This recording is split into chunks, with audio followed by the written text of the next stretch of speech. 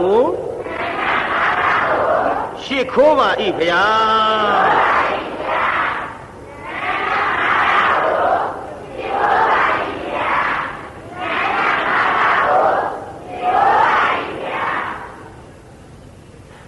ဒီလိုရှေ့ခိုးရမှာတညတိုင်းလားညတိုင်းလားဒီကနေ့ဘယ်နှညမြောက်တော့သုံးညမြောက်ပေးသားကြီးဒီကနေ့ဟောမဲ့ဇတ်ထုတ်ကပါလေငိုပြီးမှကြည်ကြပါစို့ကျွတ်တော်သုံးလောကထွထားသဗ္ဗညုမြတ်စွာဘုရားသခင်ကိုရောမြတ်သည်သာဝတ္ထိပြီဇေရဝံရွှေကျောင်းတော်မှာတရင်သုံးတော်မူစဉ်အခါနဟိဝေရေနဝေရာနိတမန္တိတာကုရာစနံနဟိဝေရေနဝေရာနိတမန္တိတာကုရာစနံအဝေရေနသသမန္တိဧတာဓမ္မောဟောတနန္တနောလို့ဒီဒေသနာကိုဘုရားဟောပါတယ်ဗျာဘုရုအကြောင်းပြုဟောတယ်လေငိုပြီးမှရည်ကြတဲ့ညီအမနှစ်ယောက်ကိုအကြောင်းပြုပြီးဟောသည်ဒေသဘလူအကြောင်းပြုဟောပါလေအေးငိုပြီးမှရည်ကြတဲ့ညီမနှစ်ယောက်ရဲ့အကြောင်းကစကြပါစို့သာဝတ္ထိမြို့မှာတထေးလင်မယားနှစ်ယောက်ရှိကြသားလေးတစ်ယောက်ခွမ်းမြောက်လာလိုက်အရွယ်ကလေးရလာတဲ့အချိန်ခါမှာသားရဲ့အိမ်အောင်ပြုတ်ပါတော့အမေလို့သူကတိုက်တွန်းမမေကျွန်တော်အိမ်အောင်မပြုတ်ကျင်သေးပါဘူးကျွန်တော်မိမမလိုချင်သေးဘူးခမမဟုတ်တာသားရဲ့အမေကျွန်တော်ကိုဘာပြုလို့အိမ်တော်ပြုတ်ခိုင်းရတာတော့ဩငါသားနားလဲအောင်အမေပြောရမှာပေါ့သားရဲ့အမေတို့ဆင်းရဲသားမဟုတ်ဘူးတထေးမျိုးသားရဲ့ငါသားအိမ်အောင်ပြုတ်ပါမှဟောဒီပစ္စည်းတွေမလစ်ဟင်းမှာကဲငါသားနားလဲအောင်အမေပြောမယ်ပေါ့အမေတို့မျက်စိမိတ်လို့သေကြတဲ့အချိန်ခါမှာအမေတို့ပစ္စည်းဘယ်သူပိုင်မလဲဟာမိဘမရှိဘပစ္စည်းသားသမီးပိုင်ရိုးထုံးစံမှုကျက်သူပိုင်မလဲဟာမိဘမရှိမိဘပစ္စည်းသားသမီးပိုင်ရိုးထုံးစံမှုကျွန်တော်ပိုင်မှာပေါ့မိမိရဲ့အေးဒီလိုလဲတို့မျက်စိမိတ်ပြီးသေသွားရင်ငါသားပစ္စည်းမိတ်ပြီးသေသွားရင်ငါသားပစ္စည်းဘယ်သူပိုင်မယ်ဟိုကျွန်တော်သားသမီးပိုင်မှာပေါ့မိမိရဲ့အေးဒါကြောင့်ငါသားမှာသားသမီးရှိဖို့လိုလာပြီမဟုတ်လားသားရဲ့ဟာဘာတော့အောင်မင်းနေမမေကပြီးတော့ဒီလှဲ့လာတာဟုတ်တယ်လေသားရဲ့သားရဲ့လူမအမျိုးကြက်မအချက်ချင်းမနဲ့ဒီပစ္စည်းတွေဆက်ခံမဲ့လူမရှိရင်ပျက်စီးပါလိမ့်မယ်ငါသားကဲဒါဖြစ်မမေရဲ့ကျွန်တော်လိုချင်တဲ့မိမကျွန်တော်ရှားယူမယ်နော်ဟိုငါသားရဲ့ပေါင်းမှာငါသားရှာရမှာပေါ့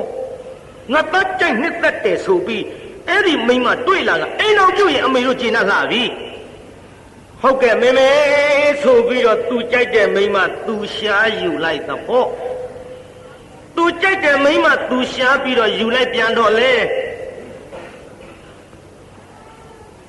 သူရှားယူတဲ့မိမကတရားနာပြိဿဝင်စိတ်ထားကြီးဖြစ်နေတယ်ဗျ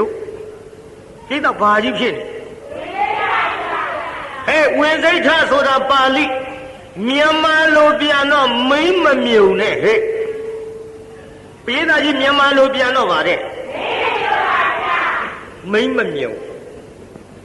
မိမမြုံဆိုပေမဲ့လို့ဘုရားဟောတဲ့ကျမ်းဂန်ကြည့်လိုက်တော့လေမိမများတန်တယ်မယူတဲ့မိမမရှိဘူးတဲ့ဗျို့ပြေးတာကြီးတန်တယ်မယူတဲ့မိမရှိရဲ့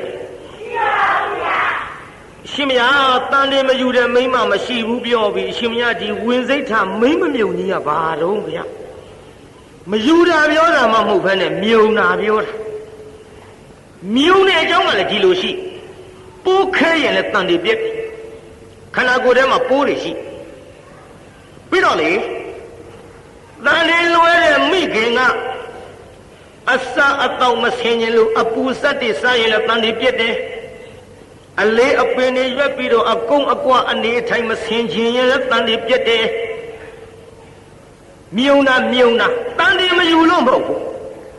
တန်တယ်ပြက်ကြောင်းအင်္ဂါတွေကြောင့်ပြက်လာသည့်အတွက်မြုံတယ်လို့ဆိုပေမဲ့လို့တန်တယ်မယူတာပြောတာမဟုတ်ပါဘူးတဲ့မာထာလုံးတေးသေးချာချာမိမများမြုံတဲ့မိမမြုံတယ်ဆိုတော့ယောက်ျားမမြုံဘူးလားမေးတော့ယောက်ျားလည်းမြုံတာပဲခင်ဗျားတို့ကအောင်းမိမှာပေါ့ယောက်ျားကဗျာတန်တယ်လွယ်ပြီးကလေးမွေးဖွားတာမှမဟုတ်ဘူးယောက်ျားမြုံလားဗျာမြုံတယ်ဗျာဘာလို့မြုံတာတော့မမင်းနဲ့မြုံလို့ပေါ့ဗျာရထဲရှောင်းမေးတော့မြုံတဲ့ယောက်ျားတွေရှိမှတ်ထားနော်ဒါကြောင့်တချို့သားသမီးမရတဲ့လင်မယားဟာသူ့ကြောင့်လိုကို့ကြောင့်လိုနဲ့ရံဖြစ်ကြတာလောကမှာရှိတယ်ဘုန်းကြီးပေါက်ရှာပြောတယ်လည်းမအောင်မင်းနဲ့လူလည်းလှုပ်တယ်လည်းမအောင်မင်းနဲ့နည်းနည်းတော့လှုပ်နေတာပဲဒါ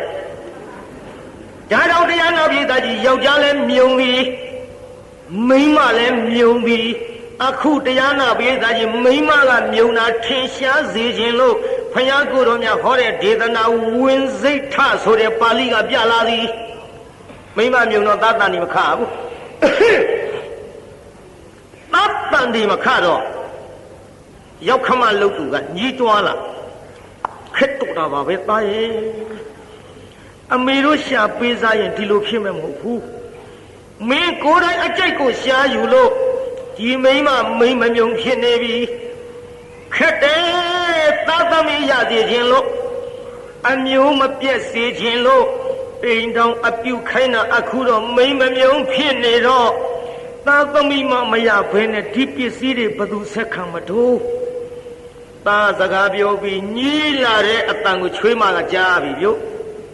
ပြေးသားကြီးချွေးမကြားပါလားချွေးမကြားတော့အကြံထုတ်ဒုက္ခပဲငါမိမမြုံဖြစ်နေတော့ယောက်ျားများလည်းခက်တယ်သားသမီးရတဲ့မိမပို့ပြီးတော့ချစ်ခင်သားဟိုတုန်းကပို့ပြီးတော့ချစ်ခင်ကြဟိုတုန်းကပြည်မျိုးကလူတွေဒီလောက်ပြောသိယောက်ျားများကလည်းသားသမီးရတဲ့မိမမှာပို့ချစ်ခင်ကြဟိုတုန်းကအခုခေတ်တော့ကွာငါမပြောချင်ပါဘူးပြောချင်ပါဘူးအမလေးသားသမီးရှိပါလျက်ကနေအလှပြက်မှာစိုးလို့ပြောချင်ပါဘူးကွာ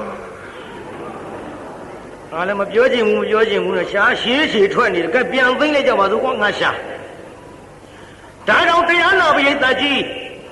သားသမီးရတဲ့မိန်းမကိုလင်သားကပိုချစ်သည်သားသမီးရအောင်ဖန်တီးနိုင်တဲ့လင်သားကိုလည်းမယားကပိုချစ်သည်ဒါကြောင့်လင်ချစ်စေမယားချစ်စေဆိုပြီးတော့ကြမ်းခံနဲ့ကြိုက်ပြီးတော့ကျုပ်တချင်းတစ်ပုဒ်ရေးခဲ့သည်လင်ချစ်စေမယားချစ်စေပြည်မျိုးကလူတွေလိုချင်ဘူးလားပြေးသားကြီးလင်ချစ်စေမယားချစ်စေမလိုချင်ဘူးလားဟောစိုးပေါင်းစားလေးတွေကကောက်ခင်းနေရဒုက္ခပဲကွာလူကြီးတွေကဘာလုပ်နေမှလည်းမသိဘူးဟာငါတို့မှများဖြေတာဖြေတရထောက်ပဲဘာဆိုင်လို့ဖြေဟာလူကျင်ရမယ်ဗောယောက်ျားတိုင်းမိန်းမတိုင်းအကုန်လုံးဖြေကြစမ်းအကုန်လုံးမဖြေရင်တော့ကြုတ်ရဲတဲ့သချင်းဒီနေ့မဆိုဘူးတော်ပြီပြေးသားချင်းလင်းချစ်စေမယားချစ်စေမလိုချင်ကြဘူးလားသချင်းတော့ဝါဒနာပါလားနော်အဆိုမှဆိုရင်လို့ခြေစင်းလေးဘုန်းကြီးဆိုမယ်ဗျာတချင်းသားကြမှာလိုက်ကြနားထောင်ကြည့်ဖယားဟောဒေသနာကိုနေခြေစင်းငါဆိုမယ်တချင်းသားကြမှာလိုက်တော့ညနေလေးအဆိုခက်နေလုံးဖယားဟောဒေသနာကိုဖွေရှာလောင်းငါပေးရမယ်အဖေဘဂဝါဆေးနှဖြင့်တဲ့အောင်နေစေခြင်းမှာတဲ့ဘုကွယ်ယောက်ျားမင်းမနှစ်သွဲလင်းချစ်စေမယားချစ်စေကို မနေအောင်ယူစေခြင်းမှာအေးအဲ့ဒီလိုဖျားတယ်အဖျားတော့တတ်ပါမှာပေါ့ကဲလာလိုက်မဟဲ့ဘုရားဟောကြားငံတဲ့ကသချင်းလေးဆိုသားမှာတင်ခုတ်တရနီကေမြတ်စွာဘုရားဟောကြားခဲ့တယ်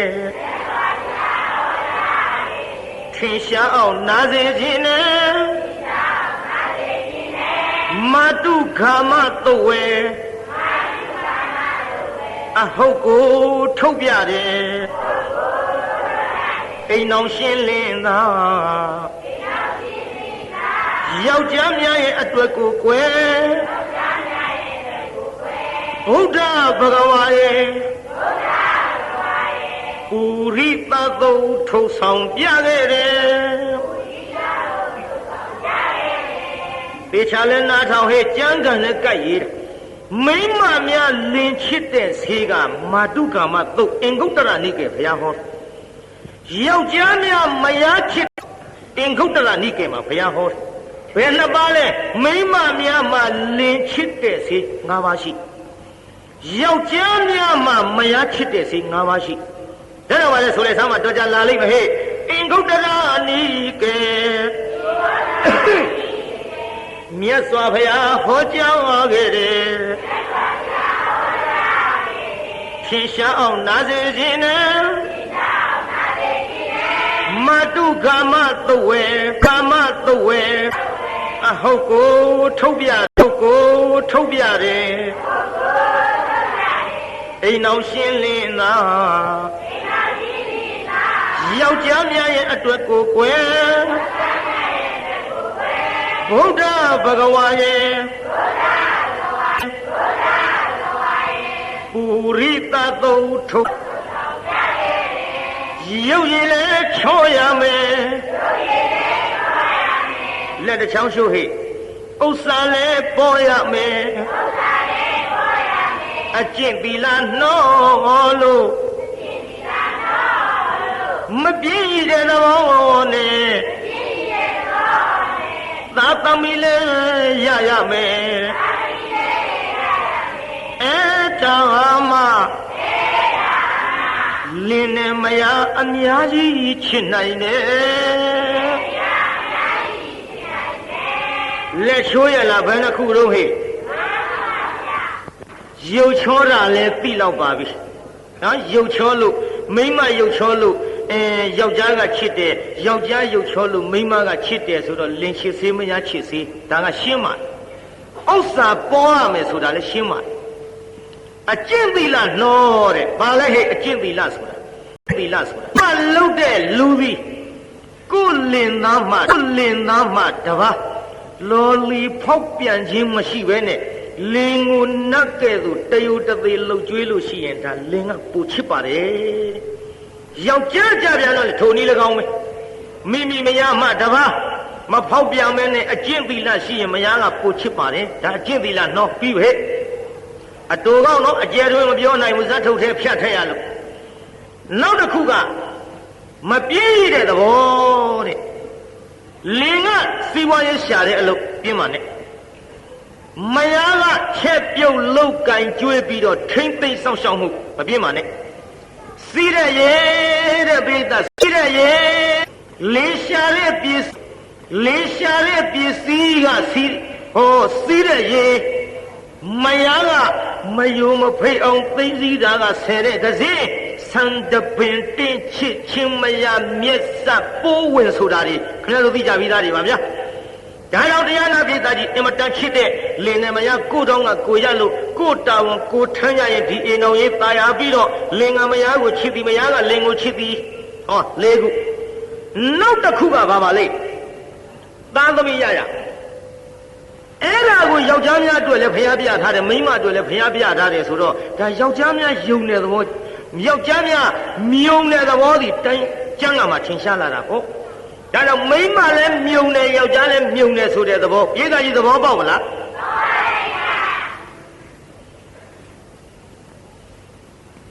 ကျန်ဒီကဥစ္စတိလရမ်းပြောနေတာလားကျမ်းဂန်နဲ့ဟောနေတာ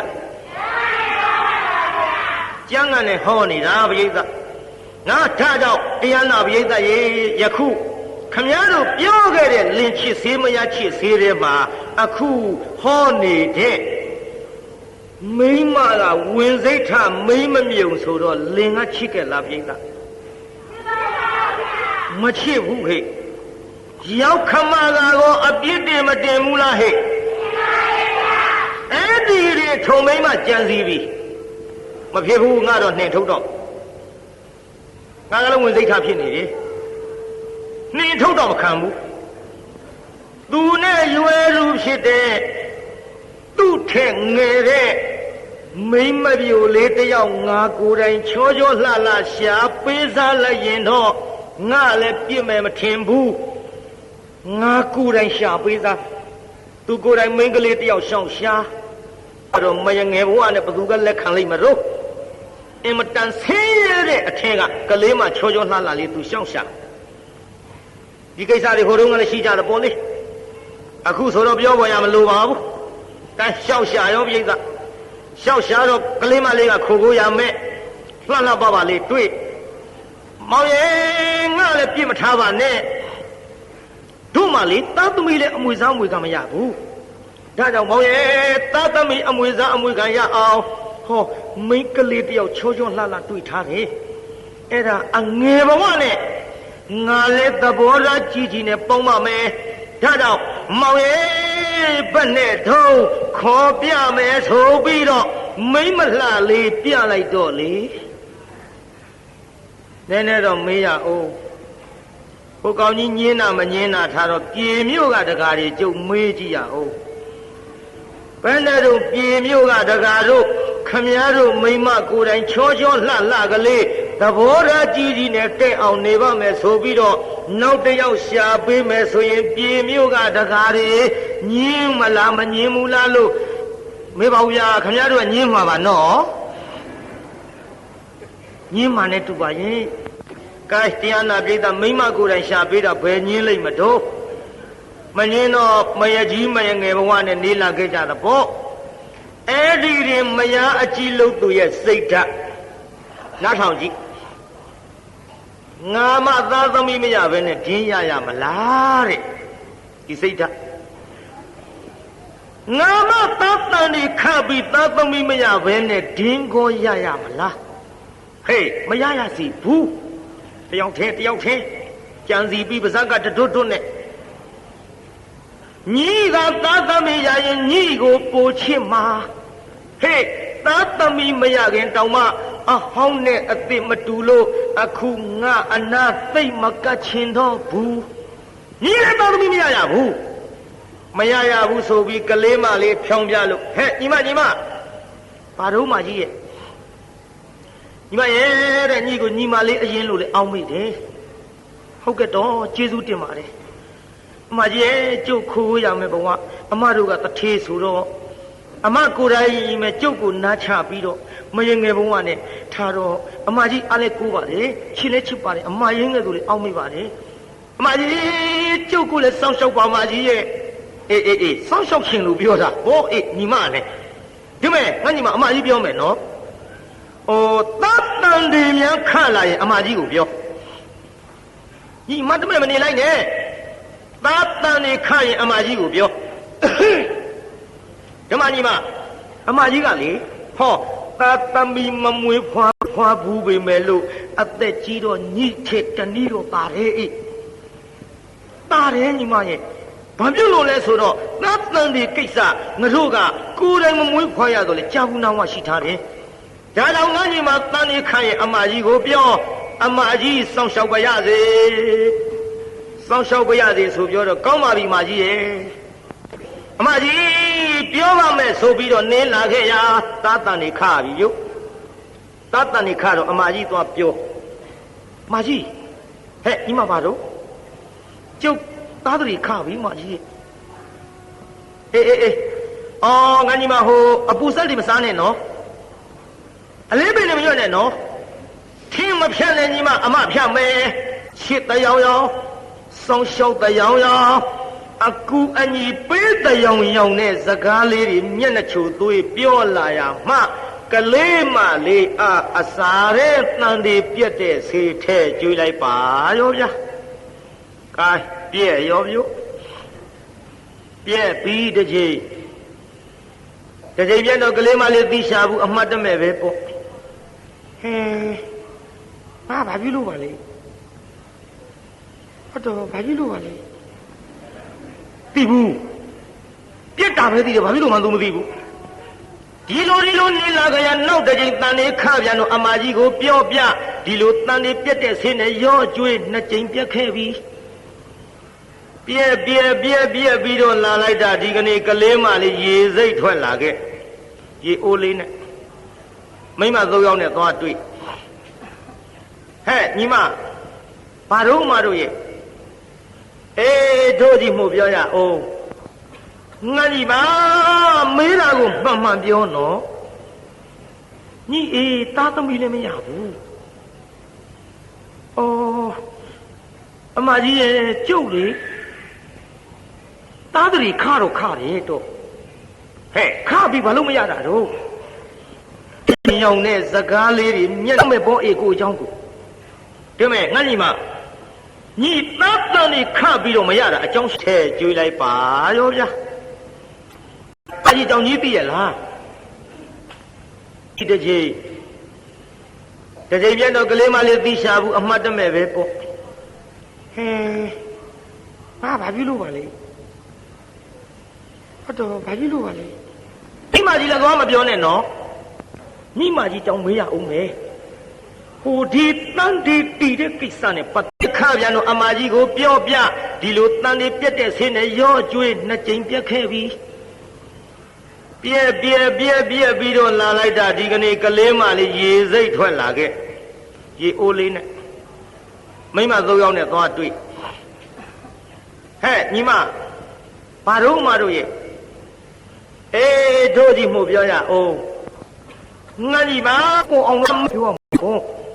ဒီမဲ့ညီလင်သားနဲ့အဲ့ဒီမိန်းမနဲ့ရတော့လေသားသူရောက်ခမများကခမစိုးလို့ညီကိုသူကိုယ်တိုင်ရှာပြီးတော့ပေးစားတာညီတန်နေခပြီးအမကြီးပြောလို့ညီတန်တွေကိုသူတနည်းတစ်ဖုံဖြက်လို့ပျက်စီးတာနေမှာပေါ့ဟုတ်မထင်ပါဘူးတော့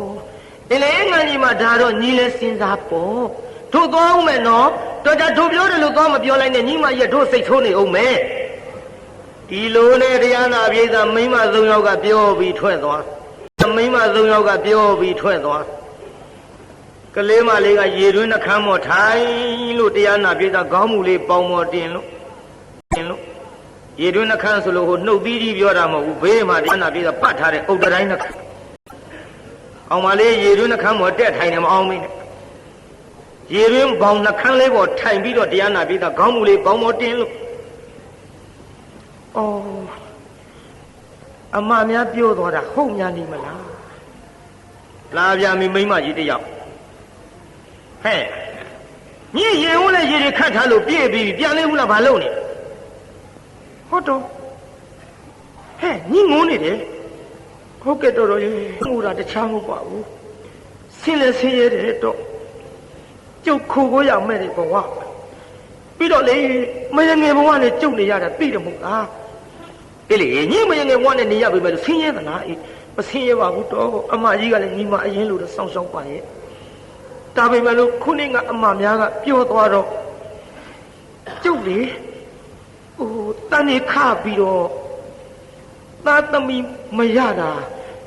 အမကြီးဖြစ်လို့ဖြစ်တော့သားသမီးမရတာ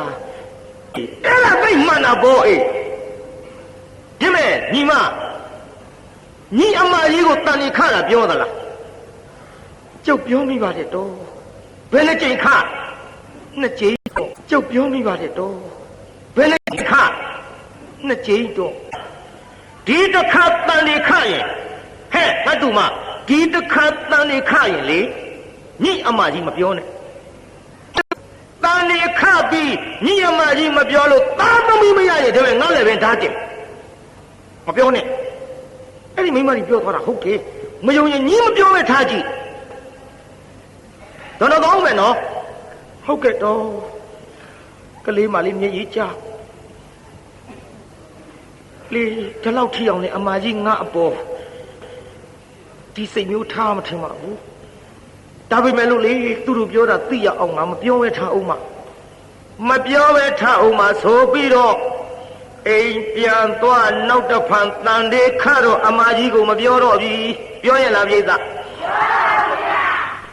မပြောတော့ဟေးမပြောတော့လည်းမိမချင်းဆိုတော့တအိမ်တည်းနေရမျက်စိအောင်ဟဲ့ညီမညီဟုတ်မဟုတ်ကလားဘာတော့မကြီးဒီကိစ္စထင်တယ်နော်ဟုတ်ပါဘူးမကြီးဟေးညီပြောတော့အိုနားကျဆရာကြီးမကြီးကတောင်ပြောင်းတော့ပြောနေလက်မခံဘူးမပြောဘူးဒီလိုလက်မခံဘူးမပြောဘူးဒီလိုနဲ့နေလာလိုက်တာတရားနာပြေးတာသားတန်နေရင်လာပြီရင်လာတော့အမကြီးလို့တော့မဖြစ်ကြည့်စမ်းမင်းကမတူကြမလို့ငါအကုန်လောက်တာပေါ့ညီကငါ့ကိုပြစ်ခါလောက်လာတာပေါ့ဟေးဓမ္မညီဒီတိုင်းထားလို့ဖြစ်ဘူးလေဟေးဓမ္မဒီလာကဘာတော့မလုပ်နဲ့လောင်းဒီညီငါပြောဆိုတာဘာလို့မပြောတာအခုညီကိစ္စကြီးကဖုံးမရဖိမရနဲ့ဘာလို့ပြောမှာတော့ဟေးညီငါငေါလန်းငါလားမလုံးနဲ့လောက်တယ်တုံးမပြောဘူးမင်းမယောက်ကြီးတော်လူသားကောင်းမကြီးကျုပ်သားတန်တဲ့နှစ်ချိန်ပြစ်တာတော်ဖြက်လို့ပြစ်တာတော့လည်းမပြောဘူးခုတန်ဒီလေးရင်မလာပြီမင်းမရောက်ကြီးတော့ကိုကျုပ်မပြောဟေးငိုပါနဲ့အေးငါကတိလို့မေးကြတယ်မဟုတ်လားအေးမေးပြောဘူးတော့ငါကတိလို့မေးကြတယ်မဟုတ်လားအေးမေးပြောဘူးတော့ငါကတော့လေတိခဲ့လို့ဒီမဲ့ညီတန်တီတီတဲ့ကိစ္စနမိတ်တိပြလို့ငါပြောကြတယ်မဟုတ်လားတော့ဘာလို့ပြောရမှာတော့အလေငါညီမငါလည်းမဆွဆွဲပါနဲ့ညီတန်တီညီဖန်ကြီးပြက်တဲ့ကိစ္စပါအေးကိုင်းငါညီမစောင့်ရှောက်နော်သားသမီးရလာရင်အမကြီးလည်းကိုသားသမီးလို့ချစ်မှာပါပဲအေး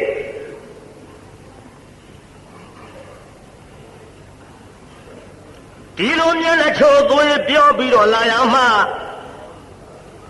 တရားနာပိဋကကြီးအတူနေတော့လေဖြတ်လို့လွယ်တကူတနေ့တစ်ချိန်ကြတော့တန်ဒီတနေ့တစ်ချိန်ကြတော့တန်ဒီပြက်တဲ့ဆေးအစာရဲထဲရောကျွေးလိုက်ပါရောဗျာနှုတုံးကိစ္စမရှိဘူးပေါ့တန်ဒီရင်မှဖျက်ချလိုက်တော့ကလေးအသက်လေတဲ့တိုင်းပုတ်စော်နာနဲ့ပါဇက်ကကမ္မဇာလေးကလည်းမလှုပ်ကလေးမလေးအော်ဒုက္ခအမကြီးရဆက်ပြည့်ရပါပဲရဲ့အမကြီးကျုပ်အပေါ်ပဲနဲ့ကြောင့်ဘယ်ဘဝကရညိုတွေထားလို့ဒီလိုများလှုပ်လေသတော့ကျုပ်လေး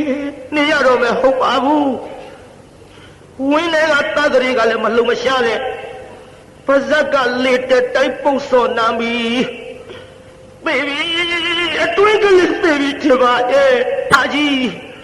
ခိုးရမယ်စားရမယ်တောက်ရမယ်မိမသားညီမအရင်လိုအောင်နေတယ်ဆိုပြီးတော့တော်လေကျုပ်ကိုအခုတယောက်တတ်တော်တာထင်ရဲ့ကလေးတွေမကကျုပ်အသက်လည်းမနေရတော့ပါဘူးဖေရ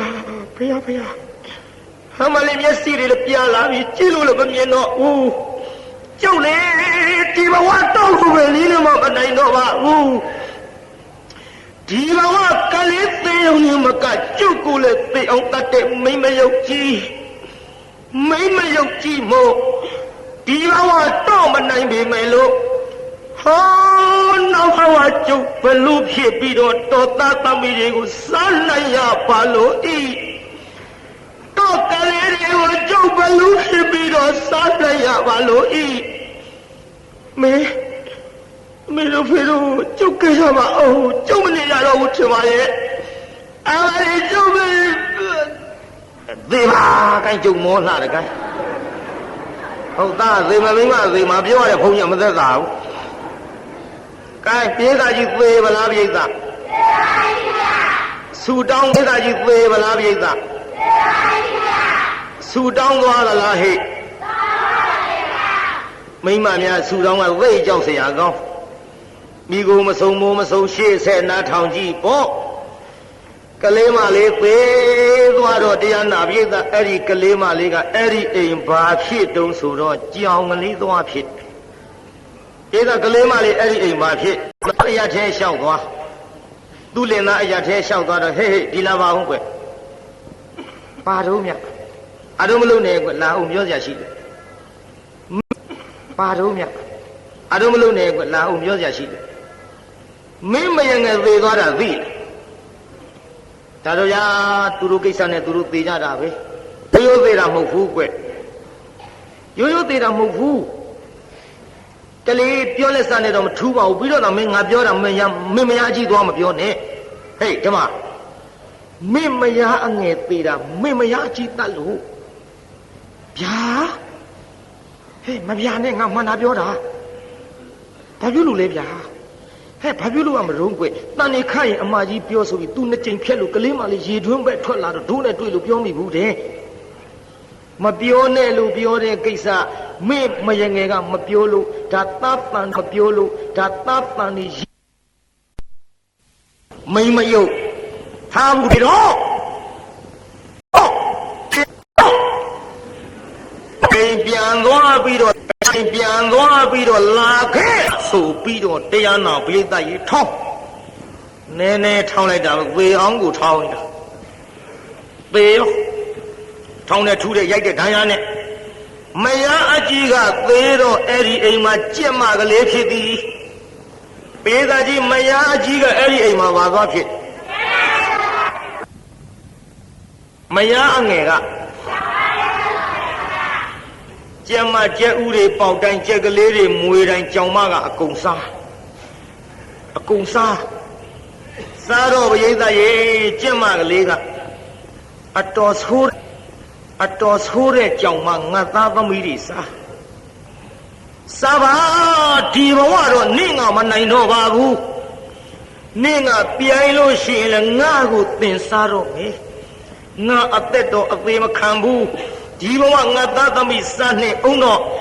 đi vào là tết luôn nó vào tiền ta có mấy ngà xa này để cô phía vào lô y tao bị tì ra về đó thì anh nào biết vậy chết mà cái lễ là chết đồ thế mà đóဖြစ်đi chiều mà là tầm màဖြစ်đi chiều mà là bàဖြစ်chết mà lễ là tầm mà mỗi đây thì anh nào biết là thế mà là sao thế là cái ấy đi lùm hậu bảo tầm mỗi biết sai giá sai chẳng hạn này cái ấy đi lùm hậu bảo tầm mỗi biết sai chỉ là tầm mỗi là bà sao vì mà luôn đâu bảo tiền ta tầm ngã sa này à bà lôi su đông bị phê ra về đó thì anh nào bây giờ gì tầm mà cái chết đồ phải lú mà loဖြစ်đi vì mà là lú mấy màဖြစ်đi vì mà là bàဖြစ်tầm mà là alo su đông bị phê ra về đó thì anh nào bây giờ gì tầm mà cái chết đồ phải lú mà loဖြစ်đi vì mà là lú mấy màဖြစ်đi vì mà là bàဖြစ်tầm mà là cái lú này bà lúဖြစ်đó nên mấy ông thì anh nào bây giờ gì lú này bà lúဖြစ်đó ấy thì lúဖြစ်đó mấy mà là nhị mà là âm mà cái đó mà mất hả tôi là cái đó cô chỉ là chỉ bà lú là nhị mà là âm mà sao đau này bảo mà lại bà lú màဖြစ်tiền ta thì sao ya bà lú ý số đó nhị mà là đau nghe đó là âm mà là đau nghe đó cho số đó cô là lừa xe nào quá bà lú mà cái này thì anh nào bây giờ ये tu nhà nuôi sao xa nhiều đấy quên là nhà nuôi sao bây giờ ये tu nhà nuôi lấy多ဖြစ်nhiều đấy quên là nhà nuôi sao xa bị nhiều đấy quên là đó ငါလက်ကလွတ်မွေးဖွားရောဆိုပါတော့ကိုလလွယ်ဆင်းလောက်ခွာဘလူးမကလည်းတရားနာပိဋကရေသူ့ရန်သူလျှောက်ရှာမြို့ထဲဝင်လာရန်သူလျှောက်ရှာပြီးမြို့ထဲဝင်လာတော့ငါလက်ကလွတ်ရိုးလားငါလက်ကလွတ်ရိုးလားညတို့ဒီမှာရောက်နေသဘောဘလူးမကတရားနာပိဋကဘလူးရောင်နဲ့မလာဘူးလူမိမ့်မရောင်ဖန်ဆင်းလာမိမ့်မပြိုရောင်ဖန်ဆင်းပြီးတော့ဝင်လာခဲ့အဲ့ဒီကလေးမအိမ်သားရောက်တော့ဟဲညီမဘာလို့တော့ဟဲညီကလေးလေးလှလိုက်တာအေးဒေတာကြီးဘလူးမမသိဘူးလှလိုက်တာအေးလို့ဆိုတော့အမေလှရဲတော့မအေးဘူးလေတော့အေးမလေးဘစ်ဘလူးကိုထွက်မဖြစ်ဘူးပါးစပ်ကလန့်သွားဟိုကတရားနာပြေးတာကလေးကိုလေခေါင်းကကင်နေပြီးခြေခေါင်းကကင်နေပြီးခြေနဲ့ချောင်းကနေပါးစပ်ထဲစသွင်းလိုက်မလေးမောင်ရဲ့တူကလေးဘလူးစားပြီမောင်ရဲ့ဟင်ဘယ်လိုဟာဟောကြည်စားသွေးလေမလေးပဲဆဲရောက်သွားပြီစားသွားပြီမောင်ရဲ့ပေတော့ဘလူးမတော့ကွာနောက်ကဓမ္မကြီးနဲ့လိုက်ပေမဲ့လို့တရားနာပြေးတာဘလူးမကနှောင်းလှဲကြည့်ဟိုက်ကျူလို့လိုက်လန့်သွားဟိုက်လန့်သွားတန့်ဒီပြီးတော့ဆက်လိုက်နောက်ဘလူးမကနှောင်းလှဲကြည့်ဟိုက်ဟိတ်ချုပ်လို့လိုက်တာနဲ့လန့်သွားဒီလိုနဲ့ဘလူးမအနာမကရဲပဲနဲ့မယားကလေးထံပြန်လာဖြေမဖြေရလေကွယ်ဟိုလေကိုရိုးတဲ့ဟာပေါ့လားနော်ရေတို့ပဲလို့လုပ်ကြမတော့မောင်ရဲ့ကျူလည်းမတက်နိုင်ဘူးအေးကွယ်ရှိပါစေတော့တို့လည်းငယ်ပါသေးတယ်နှမရဲ့ပူပါနဲ့သူတို့စကားထူးတာနော်ကွယ်သူကနဲ့သူသေးတာသေးပါစေတော့တို့လည်းငယ်ပါသေးတယ်နှမရဲ့ငယ်ပါသေးတယ်နှမရဲ့နဲ့ဖြောင်းပြပြီးတော့လာခဲ့ရဟောနောက်တစ်ဖန်သာတန်ဒီခကိုလလွယ်ဆင်းလာဖွာပေါ်များခတ်တုတ်တုတ်ပေါ့တရားတဲ့ပဲတကယ်ကိုလဆယ်လစောင့်နေကျုပ်တရားနောက်နှစ်တောင်ပြီးချင်မှပြီးကဲဒေသကြီးဖွာပြမလားနောက်တစ်ယောက်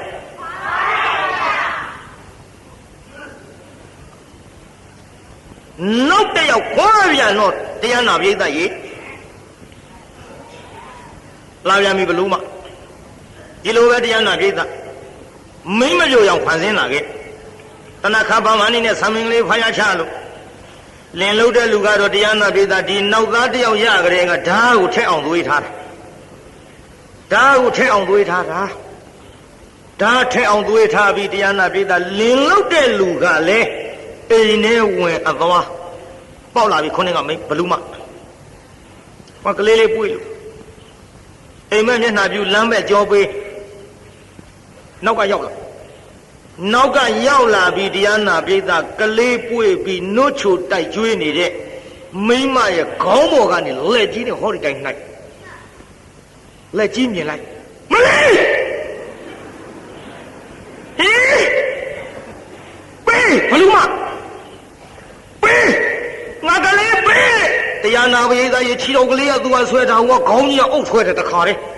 ဆွဲပေးမယ်လို့မိခင်ဆိုတော့ခြေတော်ကလေးပြတ်မှဆိုလို့လွတ်လိုက်တဲ့ဘောဩဒါကြောင့်မဟောသရာပြဿနာတွေထဲမှာခမရတို့သိကြနော်ဘလူးနဲ့ဘလူးဖန်ဆင်းတဲ့မိမ့်မနဲ့တကယ်မိခင်နဲ့တာလူတဲ့နေရာမှာမဟောသရာဆုံးဖြတ်တာလေဘလူးမကတော့ဇွတ်ဆွဲတာပဲသာသမီမမဟုတ်ခဲနဲ့ဟိုကမိခင်ဖြစ်တဲ့မိမကတော့လှုပ်ပစ်လိုက်အဲ့ဒါလှုပ်ပစ်လိုက်တာကိုမိခင်နဲ့ဗျအကျဉ်းသာတရားရှိအခုလည်းဒီတိုင်းပေါ့ဘလူးမကတအားဆွဲလိုက်တော့ကလေးလေးလှုပ်ပစ်လိုက်လှုပ်ပစ်တော့ဘလူးမစားလူကလည်းမလေးကိုကျိုးနေမှာဘောလားသားရဲ့ဟေးတစ်ချိန်ကလက်ကျရှိပြီဘလူးမငါပဲတော့ငါရန်ညှိုးကြောင့်ဒီလိုလာပြီးတော့လှုပ်ပါလိမ့်မလို့အမောဟဲ့မှာတက်လေလူကလေးအမေဘယ်လိုလုပ်ပြီးတော့ဖြေရပါမတော့ မောင်မိခင်ငယ်ကြီးရောငိုအကြီးစီပါလို့ဒီမြဲရဲ့ခွေးရငါနွမ်းသားမောင်ကိုလွှတ်ထွန်းတာလေပြမမကြီးမပြမမကြီးလူကလေးငိုတော့ဗျာပြည်သားကြီးအမေလို့သူငိုပါလားဘာရဲ့အမေဘလို့လုပ်ပြီးတော့ဖြေရပါမလို့မောင်ရဲ့တို့သားလေးဘလူစားသွားပြန်မကွဲလို့ဘလူမမသမားရဲ့လေထူးမညတာတာကိုစားပါပေါ်ဝါလို့တော်လာအခက်တွေပွေလိုက်ရတာသာအသက်သေးတာကိုနှမျောသေးတာကိုနှမျောပြိတ္တငိုမလားပြိတ္တဘသူငိုနေတာတော့ဟဲ့အမေဟဲ့ပြိတ္တကြီးဘသူငိုနေတာတော့ဟဲ့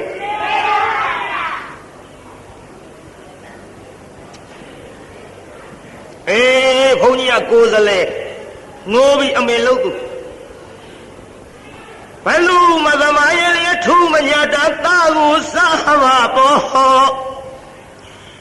ဝါလို့တော်လာအခက်တွေပွေစရာက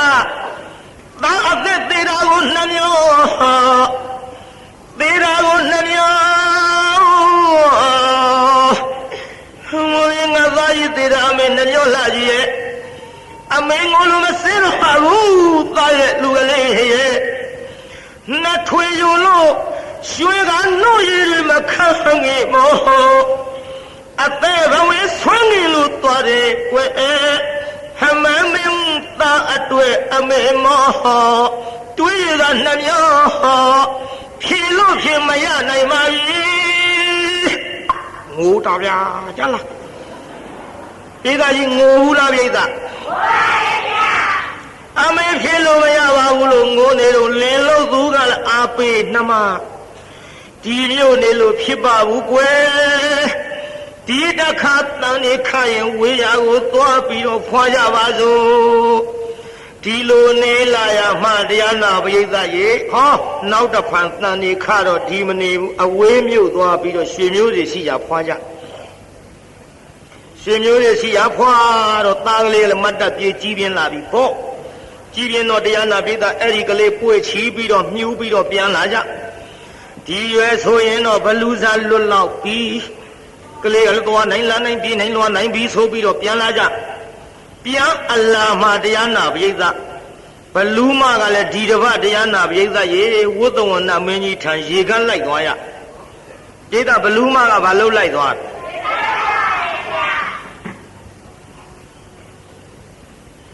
အလာမောမောနဲ့ဆံမင်ဖားရချလူရောင်ဖန်ဆင်းဝင်လာပြီမြို့ထဲဝင်လာတော့ကွယ်တို့ကာလာသားတစ်တိုက်ပေါ့ဂုတ်ထောက်ကလေးတွေနဲ့ဘယ်တော့မှထောက်လာမသိဘူးပေါ့ကွာငါမင်းတို့နဲ့မှန်ပြောอ่ะကာလာသားလေးတွေဆိုတော့ဂုတ်ထောက်လေးတွေမှုခေါင်းလောင်းကြီးကစွတ်သေးမင်းတို့ခင်နဲ့မင်းတို့ကိုငါအပြစ်တင်နေတာမဟုတ်ပါဘူးခေါင်းလောင်းကြီးကစွတ်သေးကွာကြည့်ကွာကာလာသားတစ်တိုက်ဟဲ့အဲ့ဒီဘလူးမမြို့ထဲမိမ့်မပြိုရောင်ဖန်ဆင်းပြီးဆံမင်ဖားရချဝင်သွားတော့ဟာဟဲ့ကောင်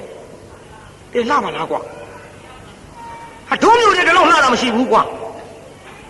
ဟဲ့ဘယ်ကောင်းလို့လဲဘယ်ကောင်းလို့လဲဘလူးမအေးမလို့ဒီတော့ဘေးကမိန်းမတယောက်ကဟဲ့ကောင်လေးလာသားလေးဘာတော့လဲအေးတယ်ခင်ဗျာအေးတယ်လုံးမနေနဲ့မင်းတို့ဘာမှလို့ဘာမှရမလဲဗျာခင်ဗျာရှိတယ်ညင်းမဟုတ်မှာဘလုံးလှအောင်လေးတွေဒီလာငါတိုးတိုးပြောဒီမင်းအဲ့ဒါလူမဟုတ်ဘူးဒီမင်းမကြီးယူနေတယ်မှာလူပါလူလားနေတာလူမဟုတ်ဘူးရဲ့လို့ဟုတ်တော့မင်းတို့ကြားဘူးလားဒိုးမျိုးမှာဟေးဒီမင်းပန်ဦးထီမျိုးတောင်ပိုင်းမှာဟိုမင်းကလေးတယောက်ကလေးမွေးတိုင်းဟောဒီလိုမိန်းမရောက်ဖန်ဆင်းပြီးလာစားတာကွအဲ့ဒါဘလူးမှာဗျာဟေးကောင်လေးဘလူးလေဟာဟေးပြေးကြတာပဲရေးတာကြီးတောင်းလို့ဟေးကောင်လေးဘလူးလေဝေကဒီဝေက Paluma got Diana Pay the Indian Yabulan to shout was shot upon. Shayin, never Diana Pay the Chomay Mariga Paluma when the day Yazagati Yonapioza Kaliri, a net doing pay the Chua Chongji. Now Diana Pay the Hokalema in Lugado Mashi, every Naga a Quajina Yawa. Quajiga Abiam and Moto late time. Meji. Hang not call out Belulong. Why, Joba made you a little bit of my Biavan, G.A. Kalima job. How the end of Baluma go, eh? Why, you Mamma, Baluma, we aren't doing. Eh? Palu was here. Pabulo Yamale, Kalina Yao, Paluma Lala Sagualo, eh? I just heard a virgin over Luma. Not another Navaye. Akula, Paluma young, look out so bedo. I win you, one with Paya. How can Mary Jogama woman? Kauma be dog, Kauma. 12 while. Paluma 12 up waiting on me, Maria will love you. Why? Hey, I don't know. 都想叫你咋呗？北京走不鲁马里巴里呢，可能俺拉没的，不鲁马多，哎，没人给老母呀，不鲁马嘛给老母呀完喽。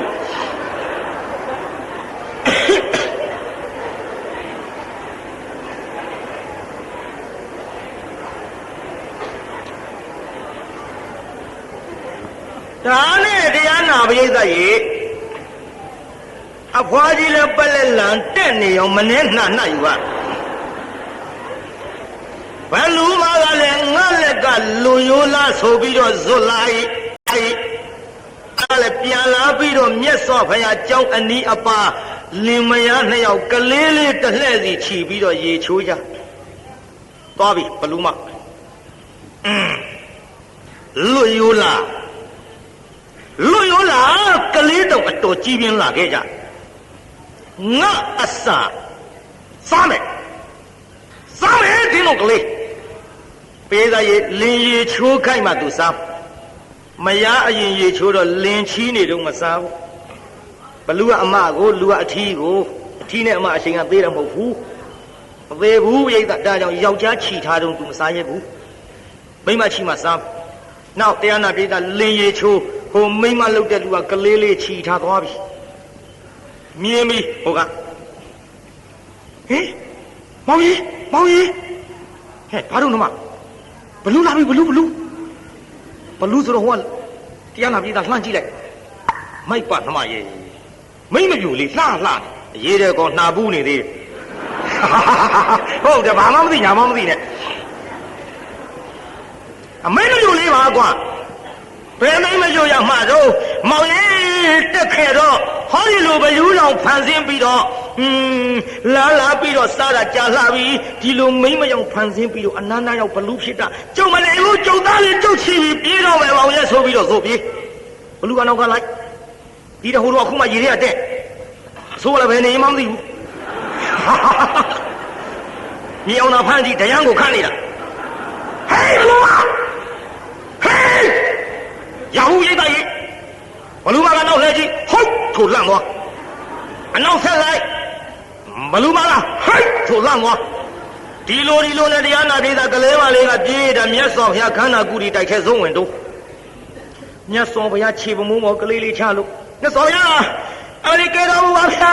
here, Tilo get over here. Hey, she don't be about it. Baluma Ila Wabia. Baluma like what Diana with a Kana Gudi type of Jaro, the gas sound, Naka Moyalu, Baluma, Bimayan. Hey, she to me, Papilla. Malavia, Baluma, you know, Galila, we get over here, Tito Listano, Mavia. Pura Yaswa, Singing, she was when I away, lay out in my yard. Tito Macalini would not change Sunday with her. I am a she and Zayo. Nala twin at the thing, Palusa, Tibido Kalini of Saga of Hia, Hori Tatia Kalejaro, Talia Chat at the Atago, Quiet at Pia,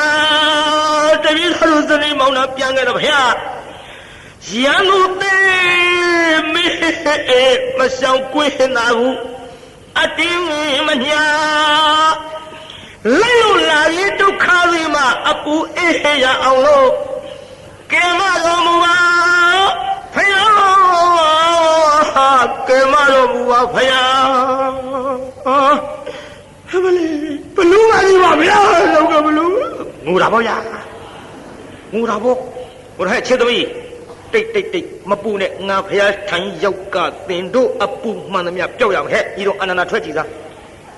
ထွက်ကြည့်စားဆိုညီတော်အနန္နာထွက်ကြည့်အပြင်မဲ့ဘလူးမကြီးတွေ့ညီတော်အနန္နာခိုင်းလို့ပေါ့ကျွတ်တို့ထွက်ကြည့်ခိုင်းထွဲပုံညာကြောင်းပါညဆောဗျာတဲ့ဘလူးမကြီးပြင်မဲ့မှာရှိကြောင်းပါဗျာဟဲ့ခြေသားဘလူးမခေါ်ခဲ့မလီမခေါ်ပါနဲ့ဗျာခေါ်ပါနဲ့လမ်းဘလူးမကြီးမခေါ်ပါနဲ့ဗျာဒီလိုကလေးစားပါပါဗျာဟဲ့ရှင်လေးအသားနေမကြောက်နဲ့လာပါစီဘလူးမဝင်လာဟဲ့ဘလူးမဗျာပင်ဘက်နဲ့ကြောင့်ဒီတငယ်မရဲ့ကလေးနှစ်ကြိမ်စားပြီးအခုတည်းထိအာမရသေးပဲနဲ့တတရသာစားရကြံတော်မှန်လားပါဗျာတတိတော်မှာဆူတောင်းကြောင်းစားရကြောင်းပါဗျာဆူတောင်းကြောင်းစားရကြောင်းပါဗျာလို့ဘလို့မှကသူ့ရံကိုဖြစ်ပြီးအတွက်စားရမယ်အကြောင်းမြတ်စွာဘုရားလျှောက်ထားဒီတော့မှမြတ်စွာဘုရားကိုတော်မြတ်ကဟဲ့ဘလူမာတင်တို့သည်မိကိုမဆုံမိုးမဆုံပါလားပင်တို့သည်နောက်လူဘဝတုန်းကရညှိုးကြောင်းကျင့်တဲ့ကြောင်ဖြစ်တော်လည်းစားခဲ့ကြ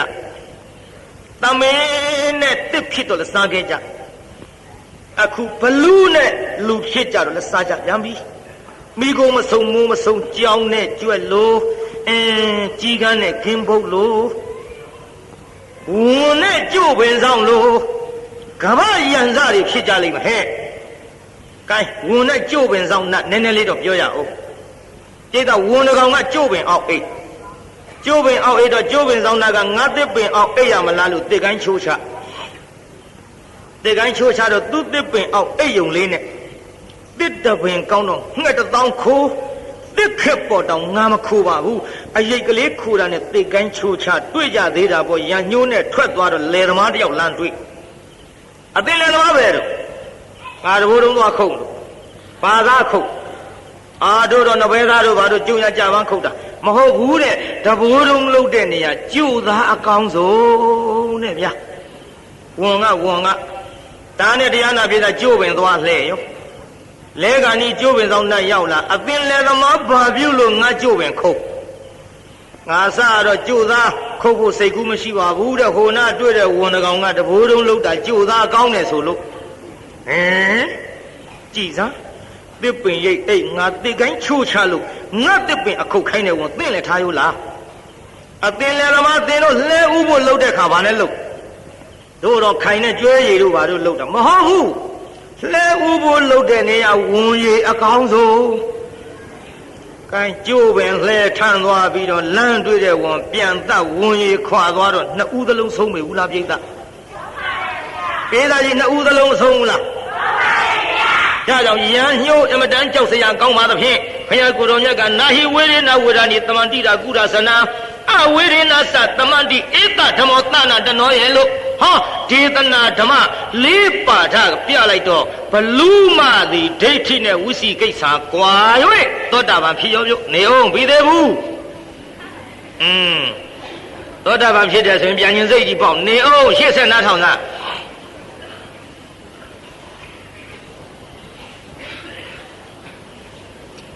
ဒေသကြီးဘလူးမပါဖြစ်သွားတယ်သောတာပန်လည်းဖြစ်ရောတရားနာပိဋကရေဘုရားကိုယ်တော်မြတ်ကဟဲ့ခြေသမီးပေးသင်ကလေးအဲ့ဆိုဘုရားဘာလို့မလို့လဲဗျပေးခြေသမီးပေးဆိုတော့မြတ်စွာဘုရားလက်တော်အပ်လိုက်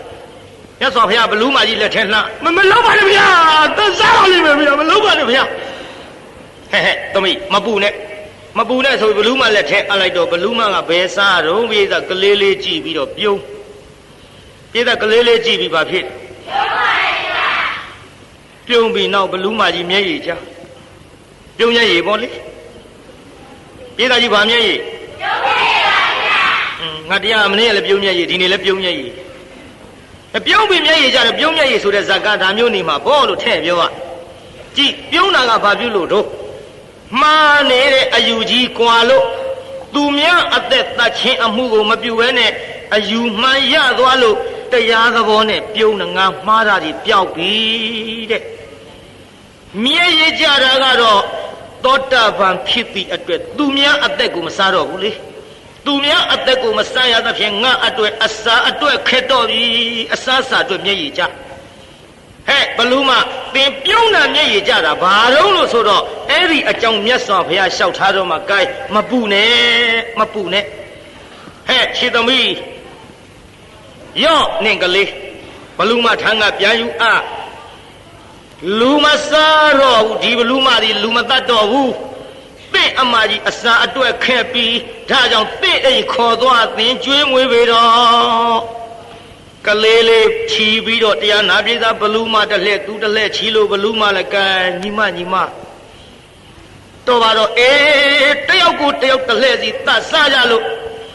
ငါတို့ငိုခဲ့ရတာတွေများလှပါပြီညီမရဲ့ငိုလို့တော့ပြီးကြပြီငါတို့ငိုပြီးမှတော့ရည်ကြပါစို့လို့ခိုးပြီးတော့အိမ်ခေါ်သွားပေးသားကြီးအိမ်ခေါ်သွားဗလားအိမ်ခေါ်သွားတရားနာပြေသာဘလူးမကြီးကြက်ခိုးစင်ပေါ်ထားတော့လည်းမိခိုးလို့မနေနိုင်တစက်မိတ်ထားတော့လည်းချီလည်းရေသွန်းလို့မနေနိုင်စီယိုထားတော့လည်း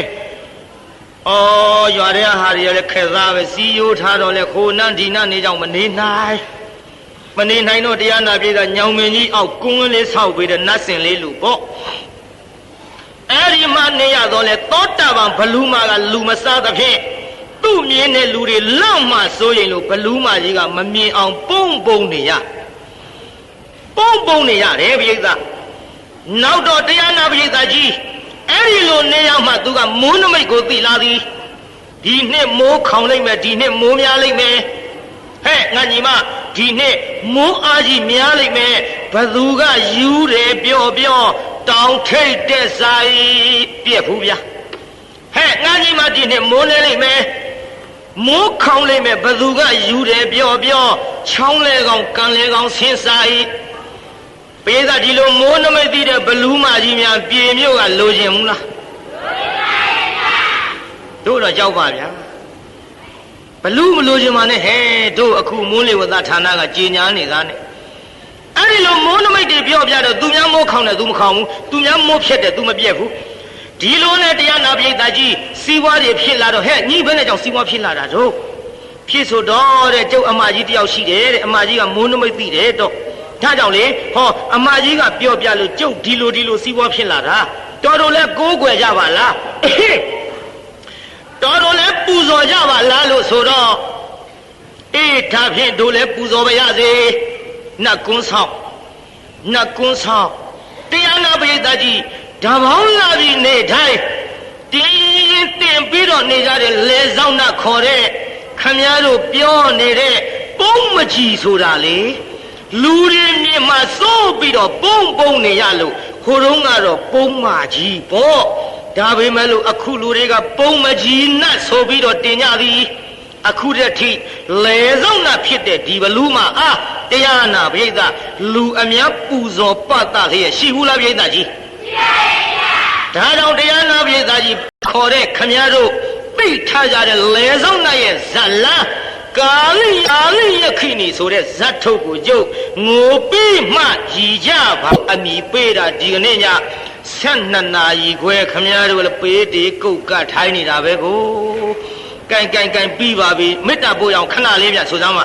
တကဘာလုံးမှမြတ်တာ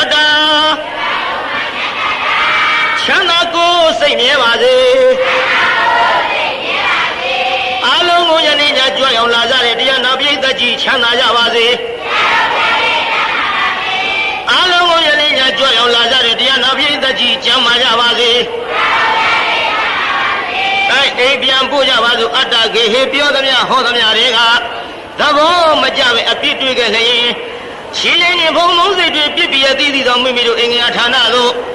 နိဝတ္တန်တို့သိခံရတာပြန်ကြပြီတော့နိဝတ္တန်တို့မေတ္တာရုပ်ပခါဖြောင်းလိုက်မယ်ပြစ်ပရာတွေဝေးရကမြန်းစီတော့ခြေတရာဆွေကလျှံပြီးကိုယ်စိတ်နှပြချမ်းသာစွာဖြင့်မှန်စွာမနေတာဓုခေါ်ယုံလေးမစောင့်နိုင်ပဲနဲ့ပြန်ကျင်လွန်းလို့လှုပ်ရွရွလုံနေတဲ့